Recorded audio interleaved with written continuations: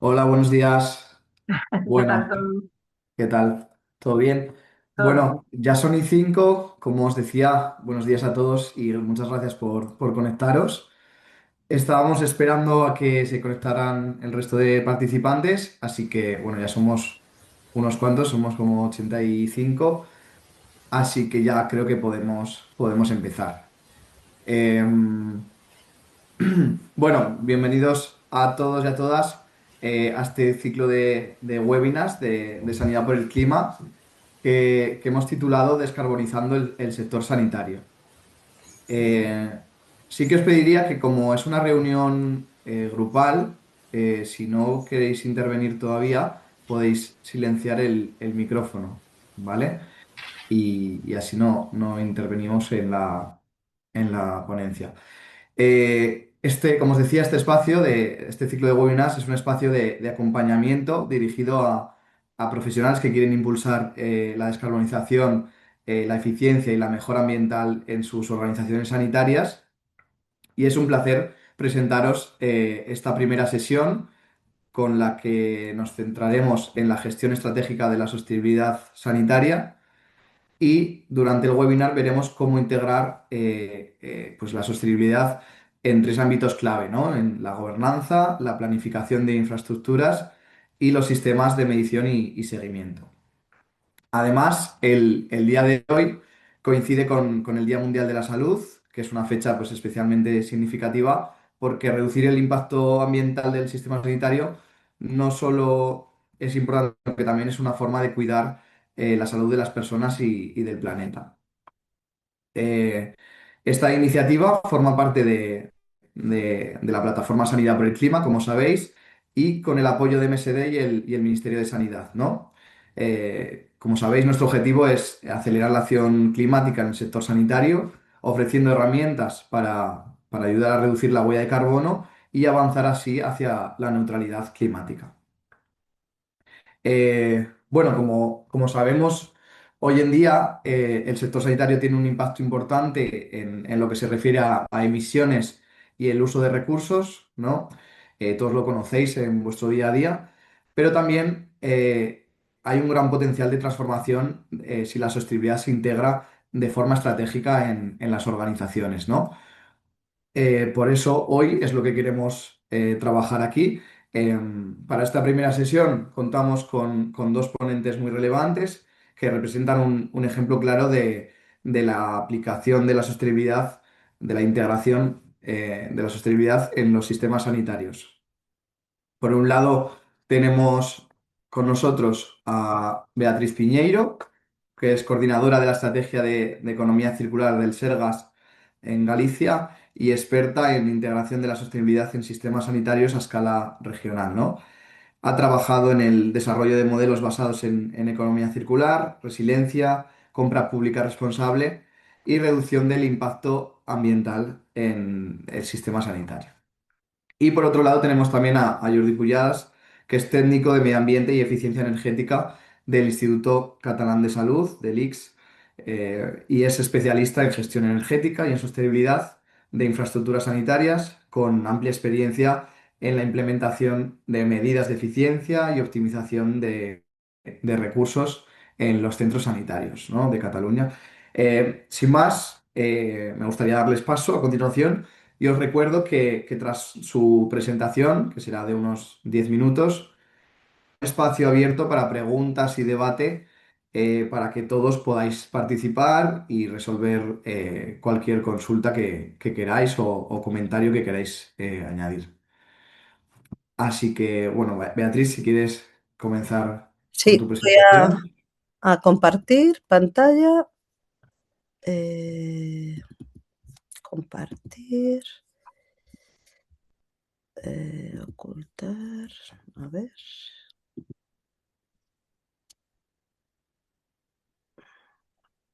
¿Estáis viendo la pantalla?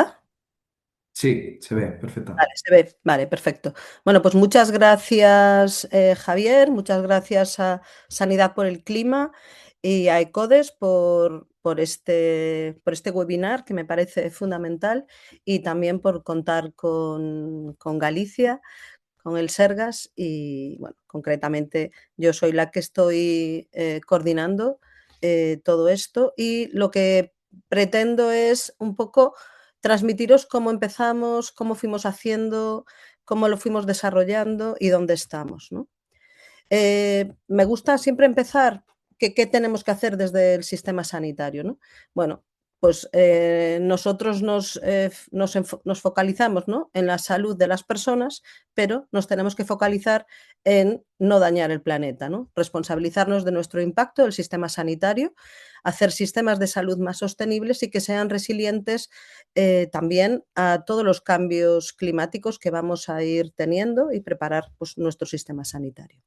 Y esta es nuestra hoja de ruta. Aquí es donde quiero empezar y poner más el foco, porque desde el Servicio Gallego de Salud nosotros hicimos un cambio de paradigma en el año 2004, cuando ya introducimos el IANUS, que es la historia clínica informatizada, y eso marcó también un antes y un después. Y en el año 2010 fue cuando empezamos a hacer un cambio con la estrategia del Servicio Gallego de Salud 2010-2014 para poner el paciente en el centro del sistema. Hacer ese cambio de visión y de forma de hacer. En ese momento fue cuando tuvimos la oportunidad de optar a dos proyectos tractores que fueron Hospital 2050 y Nova Saúde, que fue la primera iniciativa nacional de compra pública innovadora, fueron 90 millones de euros y esto nos ayudó ya a hacer una transformación, hacer proyectos de ecohospitales, desarrollar a través de Innova Saúde y Hospital 2050 proyectos que todavía a día de hoy, en el año 2026, estamos utilizando, ¿no? Y eso nos ayudó a ir cambiando. En aquel momento lo que se buscaba era eficiencia, no se estaba hablando de sostenibilidad como hablamos hoy en día, no hablábamos de economía circular como hablamos hoy en día, pero realmente cuando en el año 2019 me proponen desarrollar una estrategia de economía circular para el Sergas, para desarrollar una estrategia de sostenibilidad en salud, fue cuando, bueno, pues echando la mirada hacia atrás y viendo cómo fuimos desarrollando diferentes proyectos, pues lo que hice fue ir colocándolos en una hoja de ruta para ir después también aprovechando esa hoja de ruta para ir potenciando todo lo que ya estábamos haciendo y todo lo que íbamos a hacer nuevo, ¿no?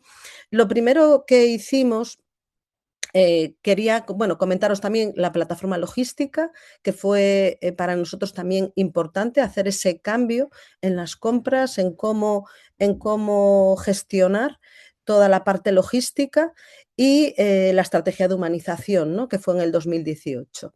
En el 2019 fue, como os comentaba, cuando empezamos con la estrategia de economía circular, hacer un análisis de situación e ir viendo cómo íbamos a desarrollarlo. Y ahí entramos a formar parte de Healthcare Without Harm y Global Green Healthy Hospitals, que es una organización internacional que lleva trabajando en salud sin daño. Y también tuvimos la oportunidad de presentar todo lo que ya habíamos hecho hasta ese momento en la Cumbre del Clima, en la COP25 en Madrid.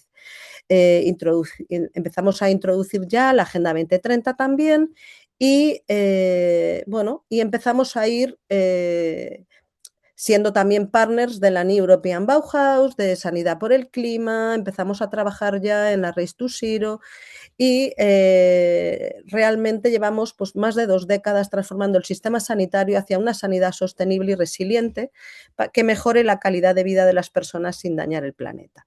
Nuestra apuesta en la Race to Zero en el año 2020 fue hacer una disminución del 60% de emisiones de CO2 equivalente en el año 2030 y 0 emisiones de CO2 equivalente en 2040. En el año 2024 nuestras emisiones se habían reducido ya en un 58% y en el año 2025 ya habíamos alcanzado una reducción del 69%. Bueno, hasta ese momento éramos el único servicio de salud de España que estaba comprometido con la carrera hacia el cero de Naciones Unidas. No sé si ahora hay otros servicios de salud que ya se incorporaron, pero yo os animo a estar incorporados en esta carrera hacia el cero porque te ayuda a ir trabajando y a ir impulsando y a ir potenciando todos los proyectos. Nuestra visión, un sistema sanitario integral desde el concepto de One Health, con los determinantes sociales de la salud y las repercusiones del cambio climático, con la Agenda 2030 para poner la salud en todas las políticas, la carrera hacia el cero de Naciones Unidas, la New European Bauhaus, con los profesionales sanitarios como prescriptores del cambio, vemos el sector sanitario como ese eje vertebrador e impulsor de la transformación cultural basada en la sostenibilidad hacia un servicio de salud circular. En marco de actuación, la Agenda 2030, el Acuerdo de París, paquete de medidas europeas de economía circular, la estrategia de economía circular española, la gallega, es por orden de prelación, aunque la gallega estuvo antes que la española. Y como os comentaba, el marco temporal fue el 2019, en junio de 2023 fue aprobado por el Gobierno de la Xunta de Galicia y se presentó públicamente ya en septiembre de 2023. El marco de actuación es 2023-2030 y es importante que esta estrategia haya estado incluida ya en el Gobierno de la Xunta Galicia para que pueda ser transformadora a nivel de todo el sistema de salud.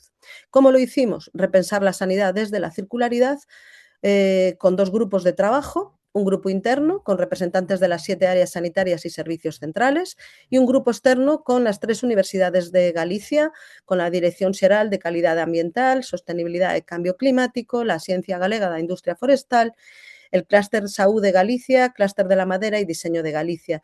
Y lo que nos planteamos desde el principio fue una estrategia abierta y participativa para todas las personas que viven en Galicia y más allá.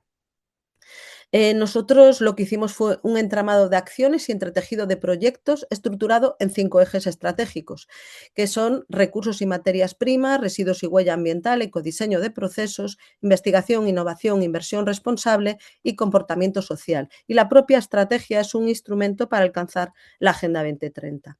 No voy a ir entrando en cada eje estratégico, pero sí que lo que nosotros hicimos fue promover la optimización de recursos y la reducción de consumo de materias primas a través de la eficiencia energética, impulso de energías renovables y la construcción y movilidad sostenible.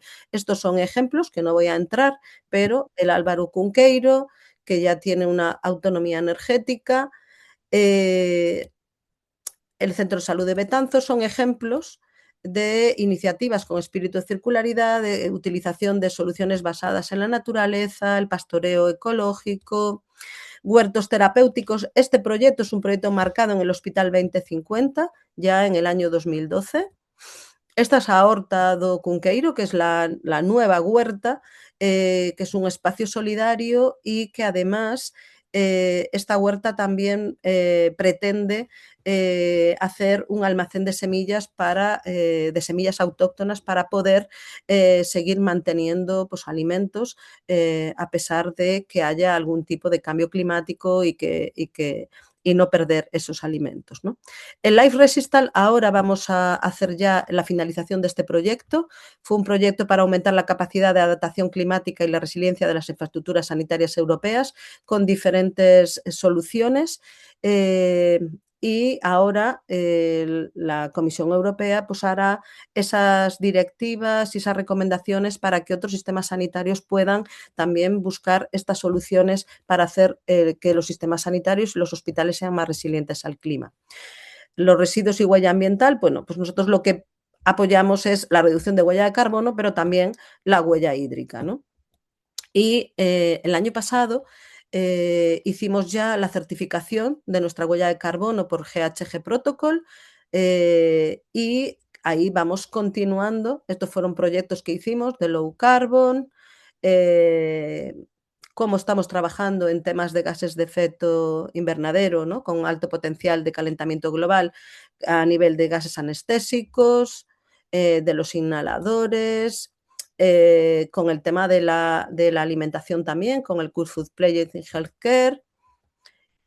Esto fue una medición y reducción de plásticos en el sector sanitario, que fue un proyecto de Toward Plastic Free Healthcare in Europe para hacer auditorías, capacitación y buscar soluciones a plásticos que son además más, que tienen más impacto de PFAS, de microplásticos, la valorización de residuos de cocina hospitalaria y algo importante es el ecodiseño de procesos. Estamos redefiniendo los procesos asistenciales y no asistenciales porque nuestra responsabilidad desde el sector salud es trabajar en un enfoque sistémico, tanto trabajar en la sostenibilidad para planeta y personas, ¿no?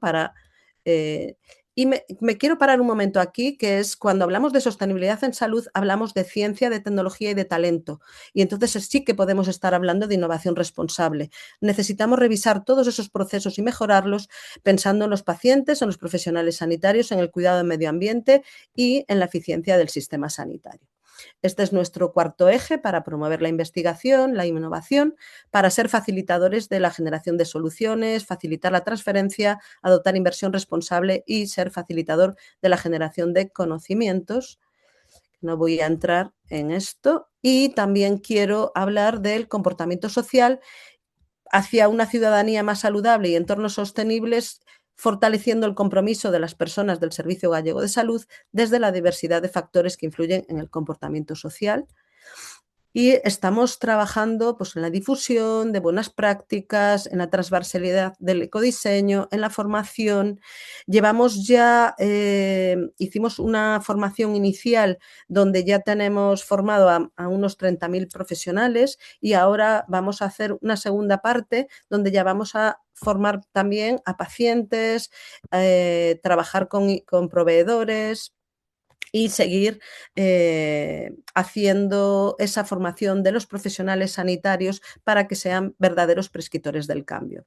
Hicimos un memorándum de entendimiento entre el Gobierno de Galicia y el Gobierno de Escocia. Pues estamos trabajando en sistemas de net cero y estamos trabajando conjuntamente. Y estos fueron los nuevos proyectos que hicimos, el QCare, que es el caso de uso de POC, que eso ya lo terminamos,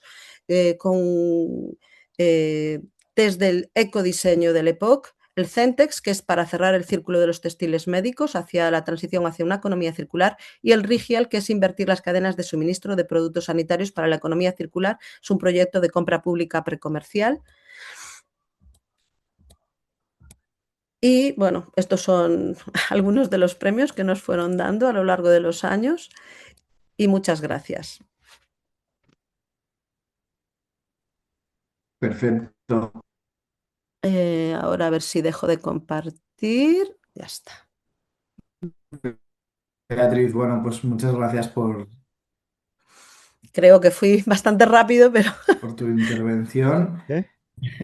Muy bien, muy Así que bien. si os parece, ahora vamos a darle paso a Jordi para que pueda también comenzar con Anda que su no, presentación. a lo largo del tiempo, cuánta presentación ha Y al dado. final dejamos un espacio Bien, para preguntas material. para ambos.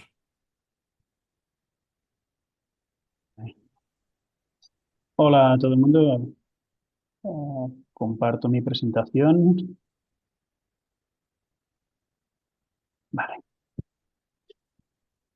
Bien, en primer lugar, gracias a Javier, gracias a ECODES y a Sanidad por el Clima por organizar este ciclo de webinars que pienso que serán muy interesantes para todo el mundo y gracias por contar con el Mix y conmigo para esta exposición de hoy.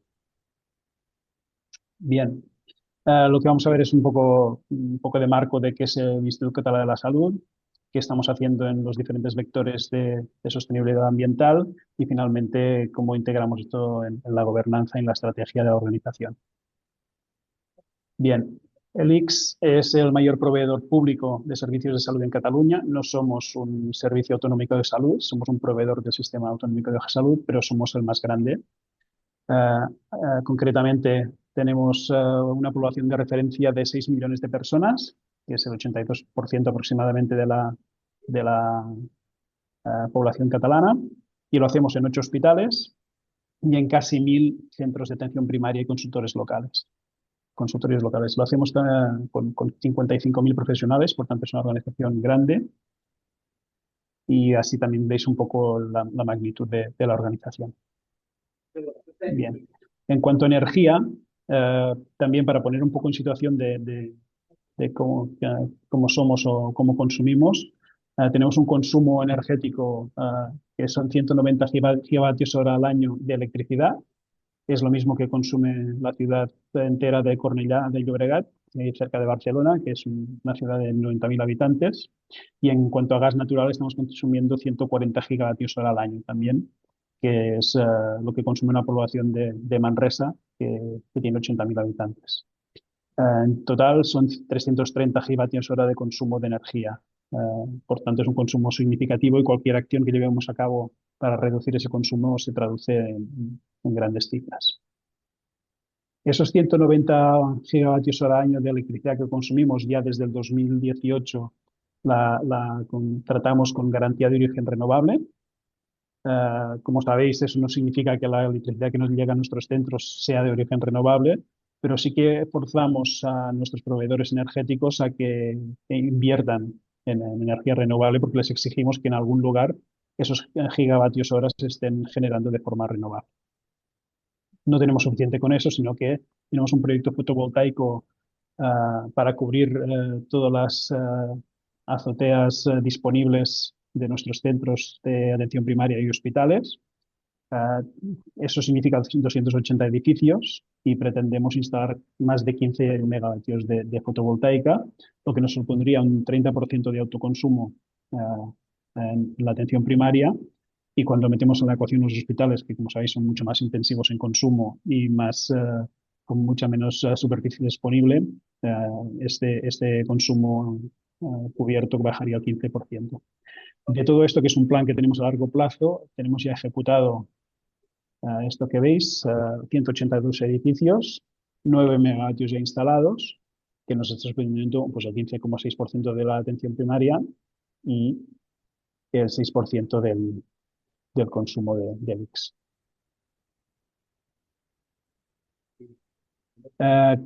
También la forma más fácil de descarbonizar es dejar de quemar cosas, quemar combustibles. Lo que vamos a hacer es sustituir progresivamente las calderas de gas y de gasoil por otras tecnologías eléctricas que como proviene la electricidad de origen renovable, la convertirá mucho más sostenible. Evidentemente, las calderas hay que ir sustituyéndolas al final de su vida útil, por tanto, pensamos que alrededor del 2035 tendremos el parque completamente sustituido. Y otra acción importante que estamos llevando a cabo, sobre todo en la atención primaria, pero también en hospitales, tenemos algún hospital que está liderando esto, aunque parezca difícil de hacer, que es la sustitución del sistema centralizado de agua caliente sanitaria por calentadores instantáneos. El calentador instantáneo consume mucho más que cualquier otro sistema, pero cuando lo comparamos con tener un sistema centralizado de agua caliente sanitaria que está bombeando agua caliente todo el día y calentando agua las 24 horas, resulta que tenemos un ahorro energético sustituyendo una cosa por otra de más del 85%. Además, tiene un efecto colateral beneficioso, que es la mejora del control de la legionelitis.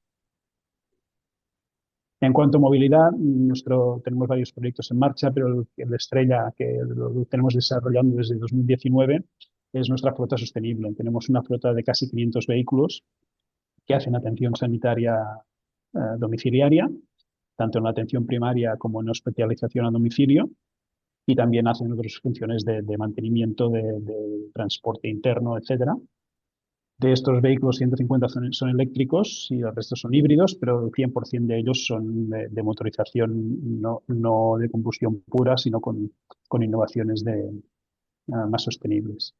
Esto es importante porque los vehículos están haciendo alrededor de 6 millones de kilómetros al año y esa acción que hemos tomado de escoger flota sostenible nos está ahorrando alrededor de 420 toneladas de CO2 de ahorro.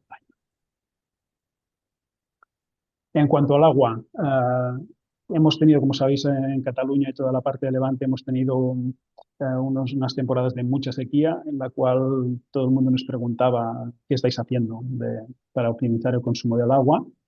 Y la verdad, la respuesta era pues no mucho más de lo que ya estábamos haciendo anteriormente, porque llevamos más de 20 años instalando dispositivos reguladores tanto en las acometidas de agua como en los puntos de consumo.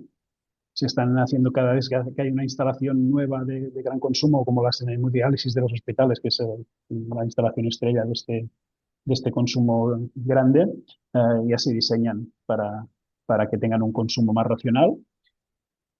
Tenemos la sensibilización de profesionales y usuarios, que también lo vamos haciendo hace mucho tiempo, pero no hay que parar nunca porque hay que ser constante en esta sensibilización. Y donde tenemos los deberes es en la detección de fugas.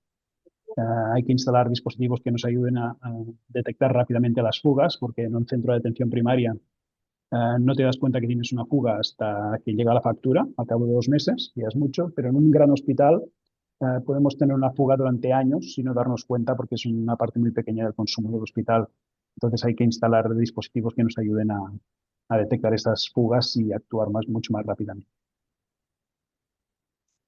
Y hasta ahora hemos trabajado mucho en el edificio, en los centros, en las instalaciones, en mejorar la eficiencia energética, la gestión de los residuos internos, que también en cierta manera es gestión del edificio, pero estamos empezando a entrar en el núcleo de nuestra actividad, que es la actividad sanitaria, por tanto vamos a entrar ya en los procesos clínicos. Hemos empezado por lo que está, no es quema más, porque tiene un impacto mucho más grande, que son los gases fluorados, que se utilizan en anestesia como el desflurán, o que tiene más impacto, sustituyendo por alternativos con menos impacto, aplicando las técnicas de bajo flujo, que consumen mucho menos gas, y implantando innovaciones de sistemas de captura y destrucción para que no se liberen a la atmósfera, donde van a tener un efecto invernadero muy grande.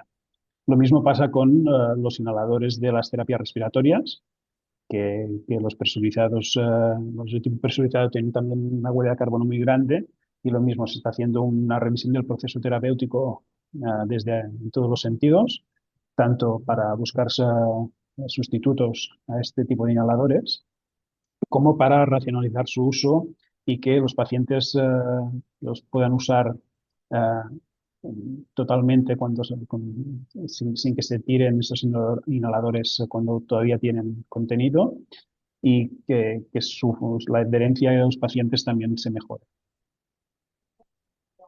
Tenemos también un proyecto en marcha con los guantes. Estamos usando en el mix alrededor de 150 millones de guantes cada año. Eso traducido a una perdón, a un dato diario, aún es más impactante, son 500.000 de guantes cada día.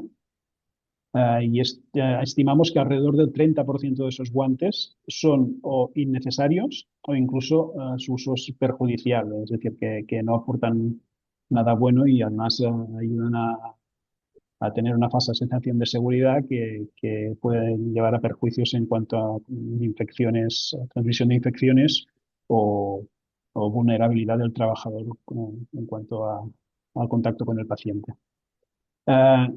Aunque creemos que es un 30%, nos hemos puesto un objetivo un poco más modesto y cumplible, y tenemos un objetivo de reducción del 10% para el 2027. Esto también tiene un efecto en cuanto a huella de carbono, porque cada guante tiene aproximadamente una huella de 25 gramos de CO2 y eso supone pues, un ahorro anual posible de 375 toneladas. Y después todo el material de un solo uso. Estamos, como todos, las instituciones sanitarias están usando una gran cantidad de instrumental, dispositivos, textiles de un solo uso, que poco a poco hay que ir sustituyendo como podamos. Tenemos un par de experiencias de éxito, como el recondicionado de catéteres de electrofisiología en el Hospital de Bellvitge, o un proyecto que se está llevando ahora a cabo de reutilización de los trocas en las intervenciones quirúrgicas en el Hospital de la Vall d'Hebron. Esta estrategia del material de un solo uso tiene una derivada que es la gestión de residuos. Estamos generando anualmente alrededor de 15.000 toneladas de residuos anuales, tanto de residuo no peligroso como de residuo biopeligroso, y de químicos, fitotóxicos, etcétera. Tenemos una caracterización de residuos hecha que nos dice que alrededor del 50% de esos materiales que estamos tirando al vertedero son materiales aprovechables de alguna manera. Entonces, Estamos trabajando también para ir sacando residuos de este tratamiento finalista en el vertedero, en la incineración, para conseguir circularizar todo lo que podamos de esos materiales. Y me quiero centrar un poco aquí porque pienso que es donde está la clave, o no la clave, sino la parte más complicada que tenemos en cuanto a sostenibilización del sistema sanitario.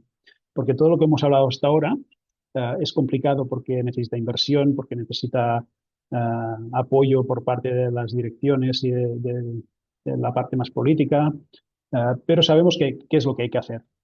Tenemos claro cómo hacerlo. En cambio, en el tema de material de un solo uso, que luego se va a convertir en residuo, es la parte más complicada porque entra en conflicto claramente con las exigencias de seguridad de los pacientes. El material de un solo uso ha ayudado mucho a la reducción de las infecciones nosocomiales y revertir ese uso del material de un solo uso para material reutilizable sin entrar en conflicto con esa seguridad del paciente es un punto clave, porque no tenemos soluciones en muchas cosas todavía. Y digo que es clave porque nos va a exigir la colaboración de todo el mundo. Y todo el mundo, quiero decir, las instituciones sanitarias, los profesionales sanitarios, la industria que nos está proporcionando todo este material de un solo uso, deberá progresivamente ir pasando a reutilizable, y también la industria del acondicionamiento para la reutilización, tanto recondicionamiento industrial como la reutilización con esterilización en los propios centros sanitarios. Va a significar un cambio de mentalidad y una innovación que es la que estamos necesitando para poder llevar esto a cabo. Perdón. Bien, ¿y esto cómo lo hacemos y cómo lo integramos? Bien, nosotros pensamos que tenemos dos dimensiones, una dimensión de cómo, qué queremos hacer, cómo queremos que sea nuestra institución en cuanto a gestión ambiental, y una dimensión de cómo hacerlo. Esta dimensión más vertical que está liderada por la política ambiental. Tenemos una política ambiental que va a cumplir ahora 2 años, pero creemos que tiene un largo recorrido porque es innovadora, tiene todos los conceptos que se están mencionando ahora en todas partes, esa economía circular que hablaba antes Beatriz, la huella de carbono, la descarbonización, el ciclo de vida de la atención sanitaria, la biodiversidad, que también tendremos que hacer un push para que tengamos una actitud protectora en cuanto a la biodiversidad. Y en esa dimensión vertical que veis tenemos la política ambiental y tenemos la propia descarbonización. En Cataluña tenemos calculado que alrededor del 5% de las emisiones de CO2 se atribuyen al sector de la salud, y tenemos el reto de dar el mismo servicio sin contribuir al cambio climático, es decir, con emisiones de CO2 cero o incluso negativas si somos capaces.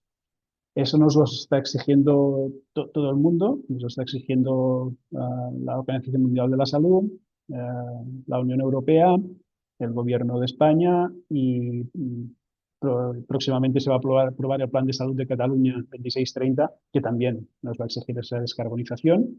Y en primer lugar nos lo estamos exigiendo nosotros mismos, porque tenemos clarísimo que esto tiene que ir por aquí, porque si no estamos afectando a la salud de las personas que estamos intentando proteger. Y entonces en la dimensión horizontal, esta que os decía de cómo lo hacemos, pues nos basamos en sistemas de gestión.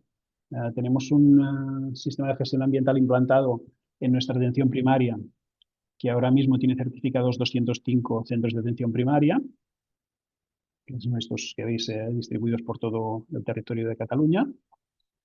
Tenemos la ISO 14001 y el reglamento europeo EMAS, que es, como sabéis, un poco incluso más exigente. Y tenemos también desde el año pasado la ISO 50001 de gestión energética en todos los centros. Aquí sí que no hemos ido progresivamente, sino que lo hemos implantado en todas partes. con un objetivo que teníamos al implantarlo de la reducción del 1% del consumo energético, que puede parecer poco, pero como os decía al principio, si lo miramos con todo el consumo que tenemos, pues es un ahorro de 3 gigavatios hora anuales, que es una gran cantidad de energía. Y esto que estamos haciendo, esta gestión ambiental y energética, no la limitamos solamente a estos centros que están certificados, sino que intentamos que sea una forma de trabajar extendida a toda la organización. Tenemos en marcha el nuevo plan estratégico del ICS, que es de 26 al 28, que no os puedo mostrar mucho porque todavía no es público, pero va a incorporar pues en sus líneas de innovación y de transformación y excelencia de los procesos todas estas líneas de sostenibilidad que os acabo de mencionar. Y también pues, en los territorios de gestión de la atención primaria y en los hospitales va a incorporar en todos a técnicos de gestión ambiental y de medio ambiente, que son fundamentales para que haya un éxito, y la implantación de comisiones de sostenibilidad ambiental, que lo que hacen es ayudar a que las directrices de este plan estratégico vayan de arriba para abajo, pero también modula y gestiona toda la creciente aportación de sugerencias, iniciativas, quejas o que sea que vienen de abajo para arriba y hay que vehicularlos de una forma ordenada. Bien, y esto que os decía, estas dos dimensiones, alrededor suyo giran todos los vectores de medio ambiente y sostenibilidad que hay que ir incorporando. Y dentro de estos vectores hay uno que no es estrictamente ambiental, que son los datos. ¿Vale? Llevamos muchos años haciendo una automatización de la gestión de datos para poder tomar decisiones y ahora estamos llevando un paso más allá para crear un cuadro de mando ambiental que nos ayude no solo a tomar las decisiones ambientales correctas, sino que queremos que sea un cuadro de mando público, que todo el mundo tenga acceso a él y hacemos también un acto de transparencia en cuanto a la parte más de sostenibilidad, no solamente de la atención sanitaria. Bien, todo esto no es fruto de un solo día. Llevamos desde el 2005 haciendo gestión ambiental y gestión de la sostenibilidad y el fruto es esto que os he intentado resumir lo más rápido que he podido. Muchas gracias por vuestra atención. Bueno, muchísimas gracias, Jordi, por tu presentación. Y bueno, como veis, son ejemplos excepcionales de cómo implementar la sostenibilidad en el sistema sanitario. Perdón. Así que os animo ahora a reflexionar, ¿no? A debatir o a consultar cualquier cosa con ellos o con cualquiera de los que estamos aquí en la reunión pues para poder avanzar, ¿no? Y comentar qué se puede hacer y cómo podemos cada uno en nuestro ámbito pues aportar soluciones. Así que bueno, doy paso a las preguntas. Cualquiera que quiera, tanto por chat como por a través del micrófono, pues puede participar. Y si no, pues tenemos algunas preguntas también por aquí.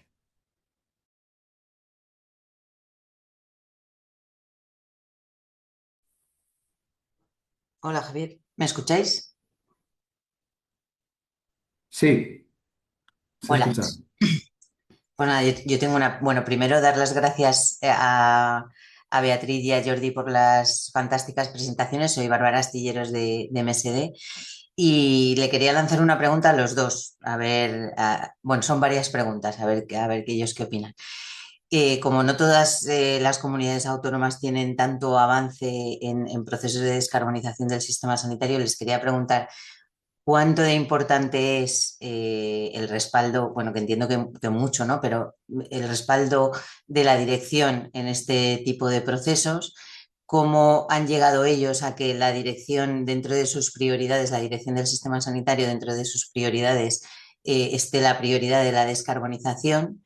Si para esto ha ayudado también este balance de inversión-beneficio, porque como contaba ahora, por ejemplo, Jordi, dentro de todos los procesos de descarbonización hay una inversión inicial, pero luego hay una reversión en retorno económico, porque, por ejemplo, en la parte de la electricidad, pues el invertir en placas luego al final pues les está ahorrando un porcentaje alto del coste de la electricidad. Si eso ayuda a que la dirección tome esta dirección, valga la redundancia, hacia la descarbonización.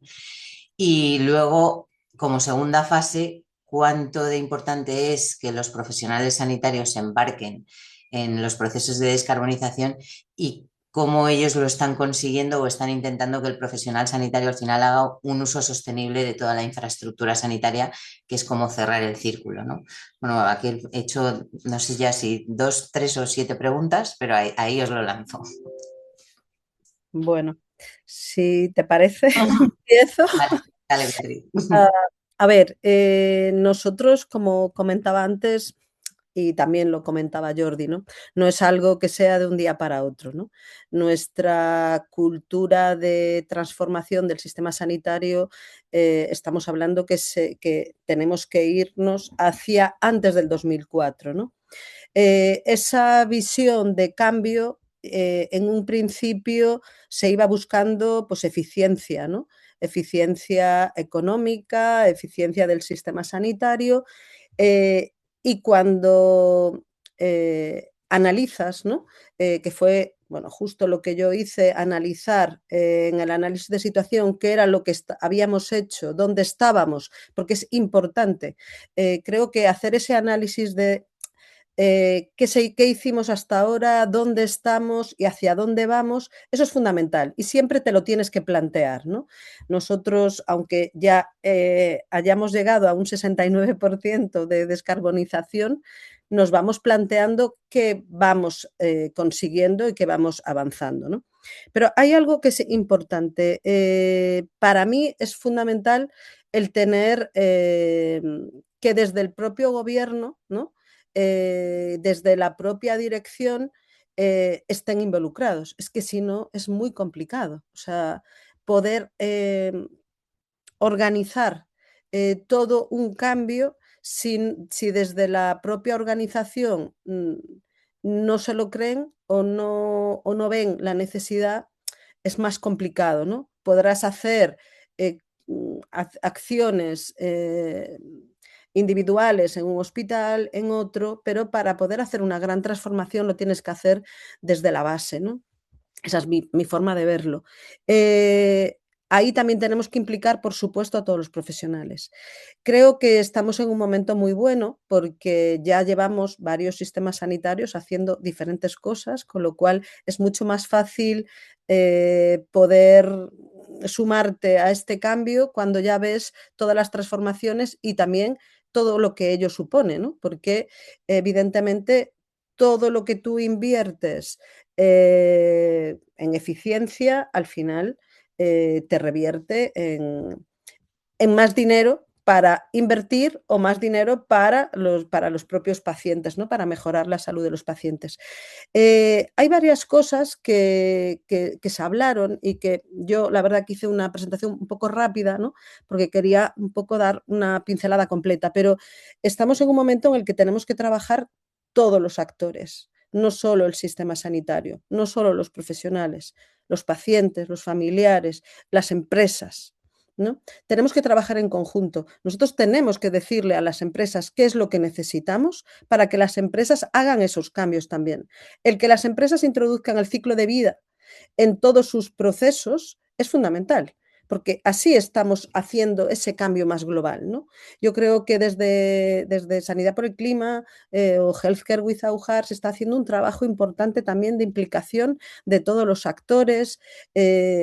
Bueno, me gustaría que el Ministerio estuviese más implicado, pero bueno, me gustaría que pudiéramos ir uniéndonos, ¿no? Todos para poder hacer ese cambio, porque ese cambio así es más fácil, ¿no? Antes os comentaba el RIGIAL. El RIGIAL es un proyecto complejo porque es de compra pública precomercial, pero en esa compra pública precomercial estamos definiendo pliegos de contratación de cambio, de forma de hacer diferente, donde tiene que haber ciclo de vida, donde tiene que haber productos que sean los que nosotros necesitamos, no lo que las empresas puedan presentar, ¿no? Yo creo que tal como estamos avanzando y también el haber conseguido bueno, a nivel de plásticos internacional, ¿no? De haber conseguido que se eliminen los disruptores endocrinos, que podamos saber cuáles son las sustancias empleadas en el desarrollo de productos para poder decidir cuáles son beneficiosos para los pacientes y cuáles no, porque a veces podemos estar utilizando un producto de un solo uso pensando que es bueno para el paciente porque va a mejorar las infecciones y sin embargo le estamos introduciendo PIFAs, le estamos introduciendo disruptores a los pacientes. Entonces, creo que estamos en un momento bueno donde tenemos mucha información, donde tenemos mucho desarrollo y donde tenemos que trabajar en conjunto desde esas perspectivas. Compra pública innovadora, compra pública precomercial, creo que es las opciones que tenemos para trabajar conjuntamente y decir lo que necesitamos. No sé si contesté todas las preguntas, pero le doy paso a Jordi. Muy bien. Bueno, Bárbara, lo que decías, preguntabas si también lo decías Beatriz, la implicación de la dirección es fundamental. Sin ello no tiramos adelante.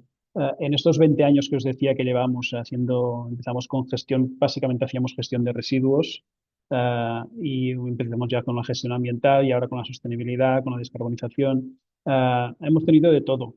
Ha habido de esos 20 años, había momentos en que todo el trabajo hecho estuvo a punto de desaparecer por esa falta de compromiso de la dirección. Gracias a los profesionales del medio ambiente que estábamos en ello, que seguimos haciendo nuestra labor como pudimos, lo salvamos. Y a partir de ese momento crítico, el compromiso de la dirección ha ido creciendo siempre. Es decir, cada vez va más. Este plan estratégico que os decía es ya que por primera vez tiene una línea de sostenibilidad claramente definida como decía, es fundamental. Y en cuanto a los profesionales, pues también ha habido un cambio muy grande.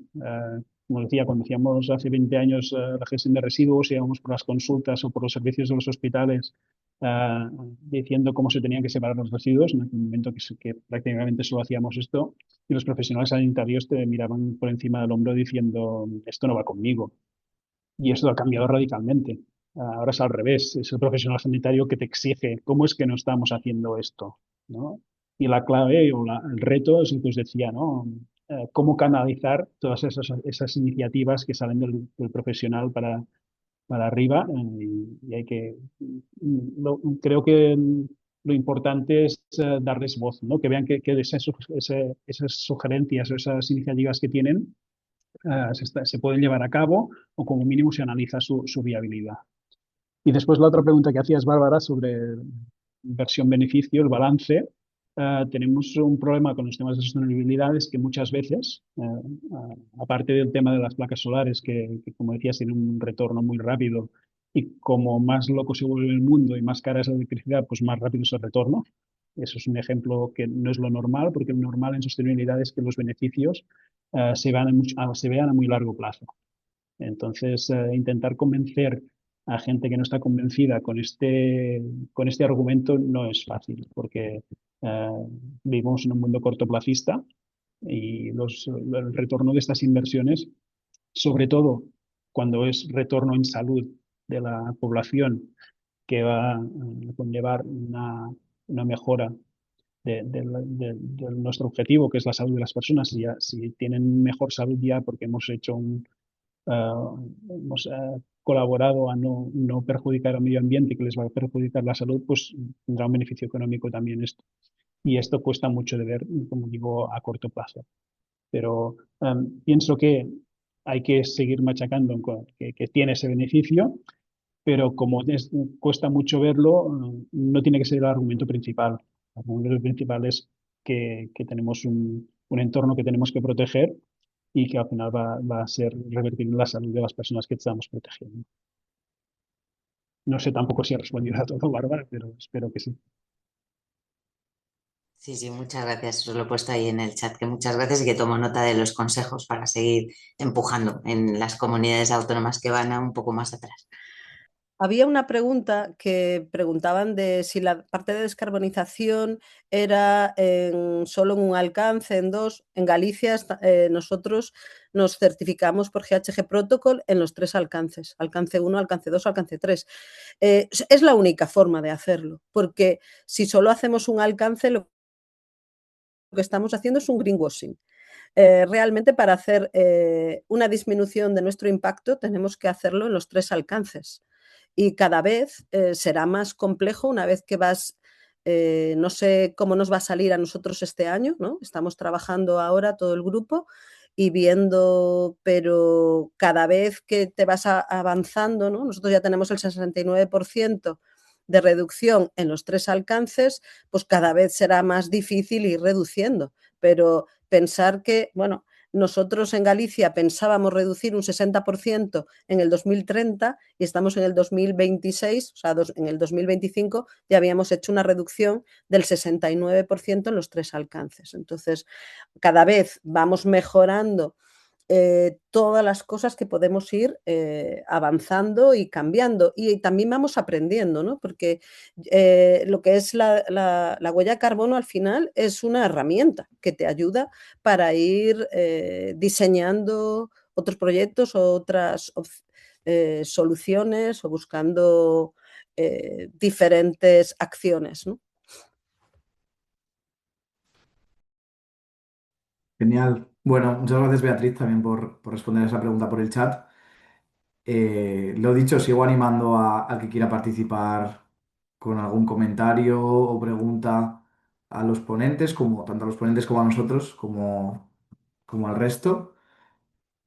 Y, y bueno, si no tenemos alguna pregunta también por aquí, yo quería comentaros cómo podríamos alinear, que ya se ha visto durante las presentaciones, ¿no? Pero cómo diríamos que se puede alinear la sostenibilidad y la eficiencia y no poner en compromiso la calidad asistencial, ¿no? Ha salido también el tema de los plásticos de un solo uso que comentaba Jordi, que me parece muy interesante, ¿no?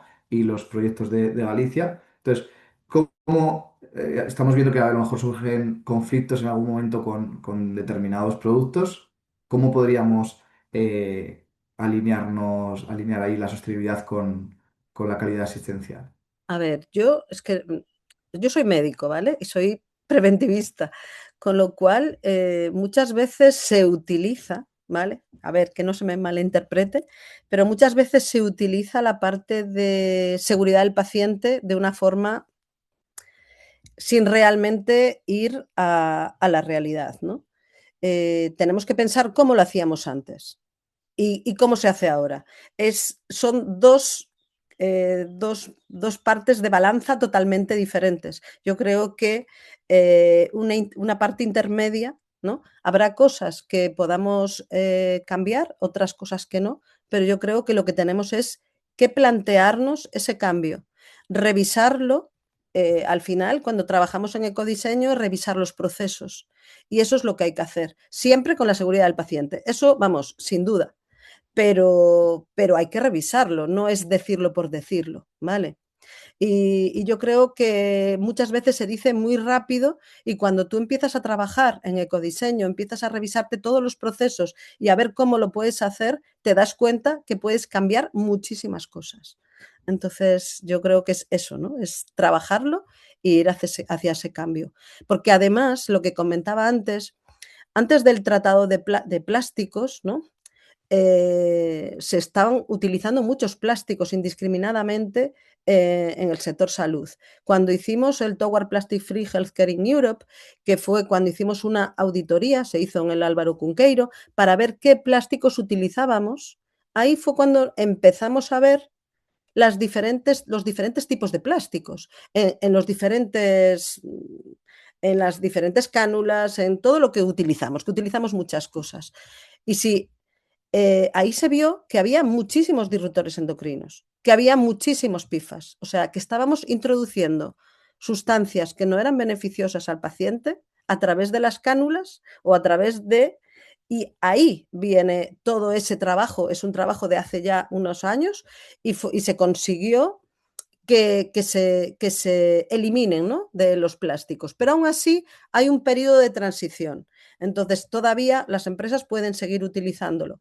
Entonces, a ver, nos tenemos que plantear muchas cosas, por eso digo que la seguridad del paciente a todos los niveles.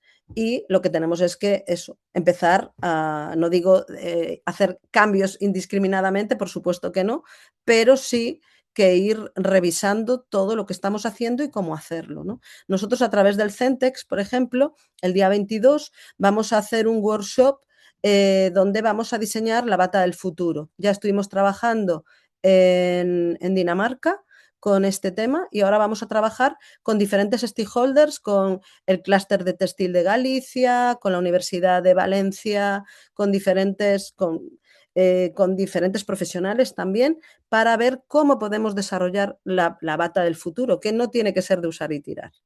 Y eso es un hecho, ¿no? Entonces, lo que hay que hacer es hacer esos cambios y ir a hacer esas apuestas de revisiones y podemos hacerlo. Gracias, Beatriz. Pues un poco en línea con lo que decía ahora Beatriz, que muchas veces somos muy estrictos con la seguridad del paciente, no puede ser de otra manera. Tenemos que cuidar de que el paciente esté seguro en todo el proceso en que pasa por nuestros centros, pero a veces nos olvidamos que lo estamos cuidando exquisitamente mientras lo tenemos en el centro, pero cuando le damos el alta, lo mandamos a un mundo en el cual está lleno de plásticos, sustancias nocivas, etcétera, que nosotros mismos, en ese esfuerzo por cuidar al paciente y su seguridad, estamos contribuyendo a hacerlo. Entonces, esa visión más global tenemos que tenerla en cuenta también. Y pienso que, también lo ha comentado Beatriz, pero es la colaboración de la industria. La industria del producto sanitario lleva muchos años haciendo investigación y desarrollo orientado a que su instrumental, su producto sea mucho mejor, mucho más preciso, mucho menos invasivo, etcétera, etcétera, etcétera. Y ahora tienen que incorporar una nueva variable dentro de esa investigación y desarrollo, que es hacer todo esto cada vez mejor todavía. No tenemos que dejar, por supuesto, pero tienen que incorporar la vertiente que todo eso, que esa mejora tiene que también hacerse con mejora de protección ambiental.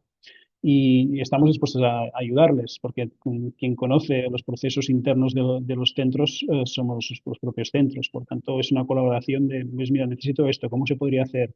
Tenemos esta propuesta, vamos a intentarlo. Esta colaboración con ellos va a ser fundamental, pienso. Y si me permitís, había una pregunta de Raquel Navarro por ahí, que me preguntaba sobre los guantes, algún ejemplo de qué procesos no es necesario. Pues cuando uno va como usuario al hospital o como acompañante, tiene los ojos de sostenibilidad, ¿no? Y ves todo. Ves desde enfermería que se pone los guantes para para encender la luz de la habitación, o personal de celadores que llevan camillas arriba y abajo con guantes, cuando con una buena higiene de manos todo esto es totalmente innecesario. Contacto con piel sana, es decir, pacientes que tienen la piel intacta y profesionales que tienen la piel intacta, el guante no sirve absolutamente para nada. Es decir, todos esos procesos en los cuales no es necesario que hacer un trabajo de sensibilización para ir eliminando esos guantes. Otro proceso donde tenemos mucha incidencia es la vacunación, por ejemplo. Cuando se hace vacunación, si se utiliza, si la única función del guante en la vacunación es proteger contra el pinchazo del profesional, cuando se pinche, que la inoculación sea mucho menor. Pero si se está utilizando material de bioseguridad en esta administración de vacunas, el guante ya no tiene ningún sentido. Y hay un montón de esos procesos en los cuales no protege ni al paciente ni al trabajador, y ahí es donde se tiene que sacar ese uso de guantes. Sí, había en el chat una pregunta que me ponían por el tema de salud pública, ¿vale? Ahora en la formación de los residentes de medicina preventiva ya se incorporó la salud planetaria y ahora nosotros aquí en Galicia van a empezar a rotar por todo lo que es la parte de sostenibilidad, estamos trabajando con eso y ahora en septiembre empezarán ya a ir rotando porque es fundamental. Para mí, a ver, tiene que haber, todos los profesionales sanitarios tienen que estar implicados, pero es muy importante que los médicos estén implicados, que en general hay menos médicos que otros tipos de profesionales que están más implicados, ¿no? Entonces, para mí es importante formar especialmente a preventivistas, pero también a la parte de familia, por la parte de familia comunitaria, enfermería, o sea, nosotros tenemos esa formación que vamos a desarrollar ahora de hacer personas que puedan ir luego formando, ¿no? Formador de formadores, personas clave que luego puedan ir formando en sus centros a otros profesionales, ¿no? Y eso es fundamental, o sea, tenemos que ir haciendo ese cambio y evidentemente tiene que estar salud pública, o sea, es que no hay otra forma de, tenemos que estar todos juntos, ¿no? Nosotros en Galicia sí que estamos trabajando en el grupo más grande de sostenibilidad, tenemos diferentes profesionales que colaboran con nosotros, tanto desde la Consellería de Medio Ambiente, la parte de Meteo Galicia, los que están en emergencias, los que están en salud pública, pues tenemos que estar colaborando todos juntos, ¿no? Y poder ir viendo qué opciones tenemos o hacia dónde podemos ir, ¿no? No sé si hay alguna pregunta más. Sí, había una conversación paralela ahí en el chat sobre los guantes, que es cierto, que dice que hay pacientes poniendo reclamaciones, Melissa lo dice, que hay pacientes que ponen reclamaciones porque los toca sin guantes. Llevamos tiempo haciendo sensibilización de profesionales y al paciente le hemos explicado poco. Efectivamente. Ahí es donde tenemos también un reto de futuro, es cómo implicamos al paciente y cómo lo incorporamos en nuestras estrategias de sensibilización para que no pasen estas cosas. Realmente es así. Nosotros en Galicia tenemos el Consejo Asesor de Pacientes, donde están incluidos todas las asociaciones de pacientes y se hacen reuniones continuadamente con ellos.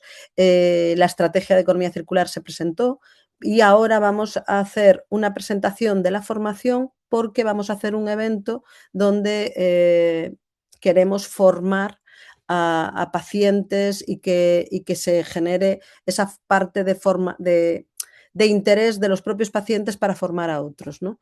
Ya hace años lo hacíamos en la parte de innovación, el paciente experto, que era uno de la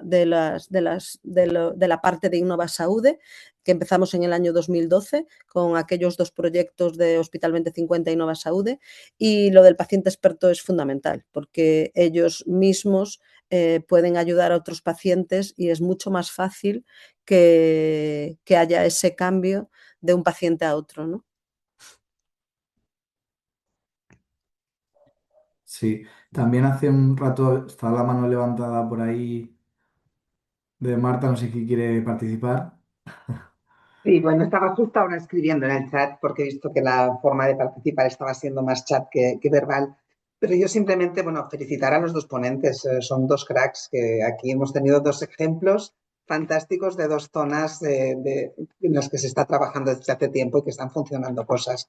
Mi pregunta iba encaminada a preguntaros a vosotros si creéis que es necesaria una legislación más restrictiva, más exigente, para que se puedan vencer todas estas resistencias, que no dependa de la voluntad ni de la forma de entender la gestión de una gerencia o de una, bueno, en este caso, pues de una gerencia, si la legislación tendría que avanzar para facilitar y no depender de la buena fe de nadie.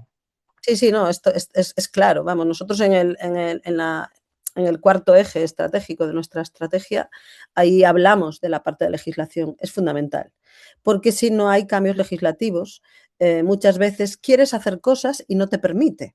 Esa es la cuestión, ¿no? En el tema de compras, ¿no? Nosotros tenemos la plataforma logística, bueno, tenemos en los pliegos incorporamos parte de intentamos incorporar la parte de sostenibilidad, ¿no? Del ciclo de vida, pero tal como está la legislación hoy, si hay dos empresas que tengan, tendríamos que escoger siempre a la de menos coste, ¿no? Frente a otra que a lo mejor tiene mucho mejor y no hay tanta diferencia, ¿no? Entonces, esa legislación la tiene que cambiar el gobierno español, está claro. Con la parte europea sí estamos trabajando a través de diferentes organismos, que era un poco lo que os comentaba, con el haber podido acceder al Tratado de Plásticos, eso hizo que desde la directiva europea cambien esas directivas, porque si no, tú no tienes ni control, porque si no te dicen exactamente qué sustancias lleva un producto, ¿cómo puedes definir cuál es mejor o cuál es peor para el paciente? No lo puedes saber. Pero la obligatoriedad de que las empresas digan la composición de lo que lleva, tú ahí sí que puedes discernir y puedes ir introduciendo en los pliegos de contratación algunas cosas, pero no todo, ¿no? Nosotros en Galicia tenemos una guía de compra verde del gobierno, de la Xunta de Galicia, y vale, pues lo estamos utilizando, pero no es una directiva nacional. Entonces necesitaríamos tener una directiva nacional. Ese es el punto, ¿no? Para mí es fundamental. A nivel regional puedes hacer cosas, pero por eso antes hablaba de la implicación del ministerio, ¿no? Me hubiese gustado, llevamos pidiéndolo, no solo yo, más personas de diferentes comunidades, esa implicación del gobierno, del ministerio, a través del Ministerio de Sanidad, que está el Consejo Interterritorial, que sería donde podríamos hacer grupos de trabajo reales de cambio, en donde se podrían pedir cambios de legislación. Eso me parece que es algo importante que no se está haciendo, que lo estamos pidiendo, yo lo llevo pidiendo desde el año 2020, estamos en el 2026, bueno, ahí vamos, y confío que antes de que yo me jubile lo consigamos, pero es fundamental, ¿no? Es básico. No sé qué quiere decir Jordi, pero vamos, para mí Sí, es así.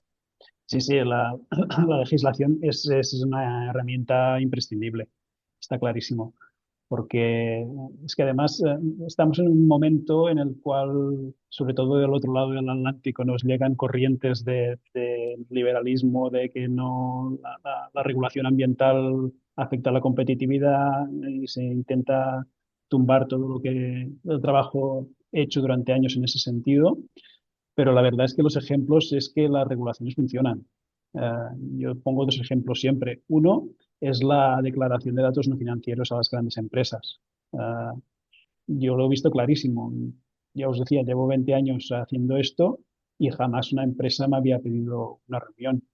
Ahora cada vez que una empresa, un proveedor, viene a enseñar sus nuevos productos, a sus nuevas estrategias, a sus nuevos precios, etcétera, piden que haya un responsable de sostenibilidad para explicarle también sus iniciativas en sostenibilidad. Y eso es gracias a esa obligatoriedad de declarar su comportamiento ambiental y no solo declararlo, sino declarar que va mejorando. Por tanto, eso ha ayudado. Y la otra gran ejemplo del éxito de la regulación es el ozono estratosférico. Tenemos, sabéis que hay nueve límites planetarios, de los cuales están creciendo todos y hemos sobrepasado 7, y solo hay uno que está en retroceso, que va bajando. ¿Y cuál es? El del ozono atmosférico, porque es estratosférico, perdón. ¿Por qué? Porque hubo una regulación en su día que tuvo un éxito brutal. Entonces, sí que es verdad que a veces las regulaciones entorpecen, pero eso es una cosa que hay que trabajar por el otro lado, ¿no? No hay que cargársela, sino al revés. Hay que contar con esta legislación como herramienta para palanca de cambio.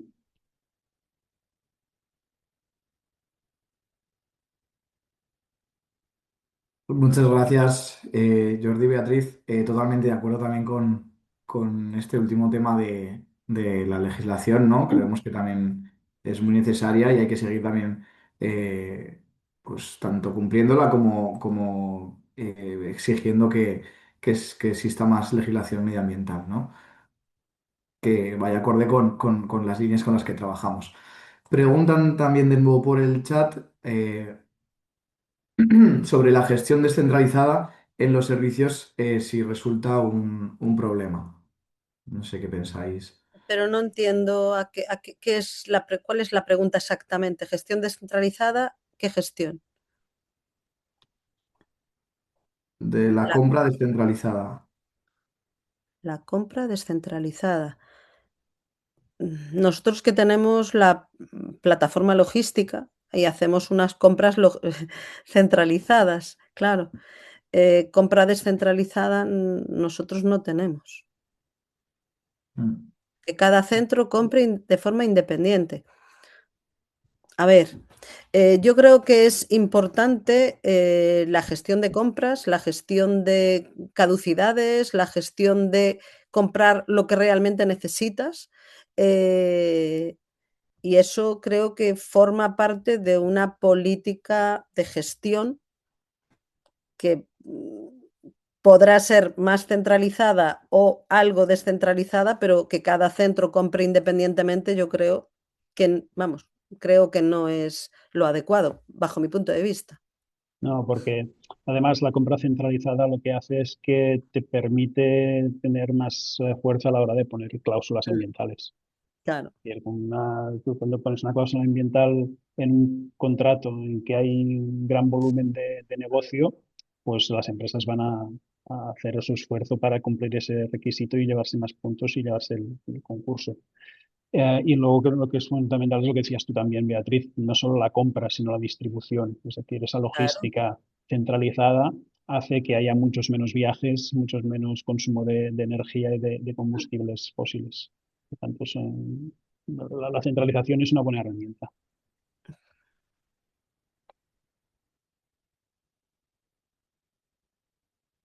Hay esa pregunta de Marta Terrones que dice que hay la centralización de la esterilización. Eso es un tema enorme. Sí, Yo pienso que no, la esterilización, los hospitales tienen sus centrales de esterilización que están funcionando muy bien, que tienen mucha experiencia, pero cuando estamos hablando de esa reutilización de instrumental, de reutilización de materiales, las exigencias para poder hacer esa reutilización de calidad, de garantía de la seguridad que conlleva eso, eh, los hospitales por su cuenta seguramente no serán capaces de hacerlo. O sí que serían capaces, pero estamos multiplicando esfuerzos muy grandes a la hora de certificarse con esos procesos. Y centralizar más que la esterilización, ese recondicionamiento de materiales, yo creo que sería una buena idea. Porque eso que decía, ¿no?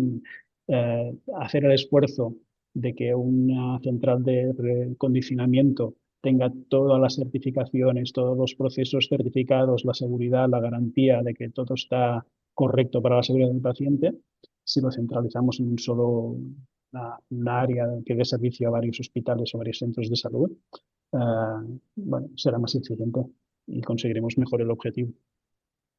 nosotros tenemos sectorizado, ¿no?, nuestro sistema sanitario en 7 áreas sanitarias y, bueno, pues dependiendo de lo que dependiendo, hablar solo de esterilización es que implica tantas cosas, es un poco más complicado para poder contestar, y hay muchas soluciones, pero también hay muchas cosas que se están poniendo en entredicho y se está revisando, ¿no? Entonces, bueno, hay, por ejemplo, en Escocia, tienen una máquina en los hospitales, en cada hospital, donde esterilizan, ¿no? Y es un sistema que en principio está bien, estamos viendo cómo funciona. Y bueno, yo creo que lo que tenemos es un poco que ir viendo dependiendo de cómo tengamos nuestra estructura, ¿no? Yo creo también, de cómo tengamos nuestra gestión, de si es a través de áreas sanitarias, si es centralizado a nivel de una región, eso ya va un poco en función de que yo creo que cada sistema sanitario en España es bastante diferente la forma en la que se maneja y yo creo que es importante conocer bien cada sistema sanitario, cómo lo tienen, por eso también aludo a esa parte de grupos de trabajo en el que pudiésemos estar las diferentes comunidades autónomas viendo y ver diferentes opciones, ¿no? Porque no tiene por qué ser, no tenemos por qué optar siempre por una única opción. Dependiendo la idiosincrasia de cada sistema sanitario, pues a lo mejor funciona mejor una opción y en otros casos otra, ¿no? Pero evidentemente siempre mirando el foco que es seguridad del paciente, que es ese menor impacto y es buscar también la eficiencia del sistema sanitario y la resiliencia del sistema sanitario. Entonces, donde esté también la seguridad de los profesionales sanitarios también, ¿no? Incluido. No solo podemos hablar de seguridad de pacientes, sino tenemos que hablar también de seguridad de profesionales. Entonces, bueno, yo creo que es algo, es un camino que tenemos que recorrer todavía, que podemos ir explorando, que hay varias opciones que se fueron abriendo, pero que yo creo que tenemos ahí un camino importante para desarrollar. Vale, perfecto. Bueno, también comentaba por el chat Marta que se refería a comunidades Ya. autónomas, así que perfecto, genial. Mirar al que se ha hecho de centralizar las compras en Mm. Galicia. Vale. Vale, bueno, pues si os parece, si alguien quiere preguntar algo brevemente también, todavía está a tiempo. Y si no, cerramos ya, porque teníamos hasta y media el Mm, webinar, Quedan 10 minutos. ¿vale? Si alguien quiere aprovechar, genial.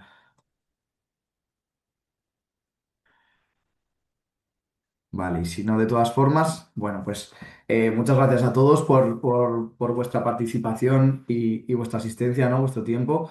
Esperamos que la sesión haya sido interesante, sobre todo útil también para vuestro trabajo en el día a día.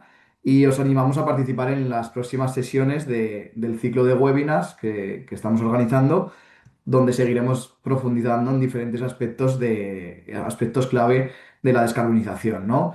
Los siguientes webinars que tenemos son sobre el retorno económico, que también ha salido, se ha mencionado en esta sesión. Compra pública responsable, también tenemos un webinar. Y de farmacia verde. No tenemos fecha todavía de estos tres webinars, pero la publicaremos próximamente, ¿no? Y van a ser a lo largo del año, ¿no? El próximo será seguramente en junio, y los siguientes ya pues de cara a septiembre y diciembre. Entonces, bueno, os animamos a estar pendientes y también pues que no os lo perdáis. Para cualquier consulta, pues ya sabéis que nos podéis contactar a través del correo de Sanidad por el Clima, tanto si queréis hacer alguna consulta a los ponentes como a nosotros, y desde ahí pues os ayudamos a resolverlas. Y si no formáis parte de la plataforma todavía de Sanidad por el Clima, pues os animamos también a uniros, que el proceso es muy sencillo, ¿no? Así que nada más, bueno, muchas gracias a todos. Es un placer. Muchas gracias a los ponentes por vuestra experiencia y vuestra ponencia, que es como siempre fantástica. Y hasta la próxima sesión. ¿Vale? Muchas gracias a vosotros. Gracias. Gracias. Gracias a todos. Que Hasta vaya luego. bien. Chao. Gracias, hasta luego.